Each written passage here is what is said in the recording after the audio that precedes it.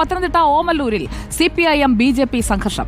CPIM പ്രവർത്തകർ BJP പ്രവർത്തകന്റെ വീട് കയറി ആക്രമിച്ചതാണ് പരാതി. പരിക്കേറ്റ 3 പേരെ പത്തനംതിട്ട ജനറൽ ആശുപത്രിയിൽ പ്രവേശിപ്പിച്ചു. CPIM പ്രവർത്തകരായ 2 പേർക്ക് പരിക്കേറ്റെന്നും ആരോപണമുണ്ട്. പ്രവീൺ പുരുഷോത്തമൻ നമുക്കൊപ്പം ചേരുന്നു. Praveen Purushothaman, good evening. എന്താണ് ഓമല്ലൂരിൽ സംഭവിച്ചത്? പരിക്കേറ്റവർക്ക് ഇപ്പോൾ എങ്ങനെയുണ്ട്? സുജയ, പത്തനംതിട്ട ഓമല്ലൂർ പന്നിയാലയിൽ ഇന്ന് ഉച്ചതിരിഞ്ഞ് 3 മണിക്കാണ് സംഭവം. ഇരുവിഭാഗങ്ങൾ തമ്മിൽ സംഘർഷമുണ്ടായി. BJP CPIM പ്രവർത്തകർ തമ്മിലാണ് സംഘർഷമുണ്ടായത്. ഒരു BJP പ്രവർത്തകനും 2 CPIM പ്രവർത്തകർക്കും പരിക്കേറ്റു. മകനെ വീടിനുള്ളിൽ കയറി ഒരു സംഘം ആക്രമിച്ചതായി പരിക്കേറ്റ BJP പ്രവർത്തകൻ അഖിലിന്റെ അമ്മ പ്രസന്ന പറഞ്ഞു. വീടിന്റെ വാതിൽ തുറന്നു കിടക്കുന്ന അവസ്ഥയിലായിരുന്നു.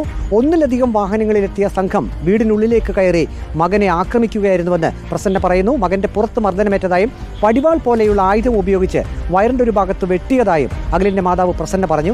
അതേസമയം അഖിൽ CPIM പ്രവർത്തകരെ ആക്രമിക്കുകയായിരുന്നുവെന്ന് CPIM നേതൃത്വം വ്യക്തമാക്കുന്നു.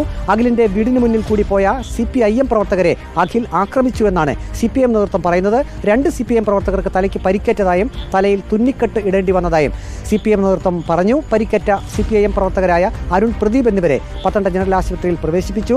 അഖിലിനെയും പത്തനംതിട്ട ജനറൽ ആശുപത്രിയിൽ പ്രവേശിപ്പിച്ചിട്ടുണ്ട്.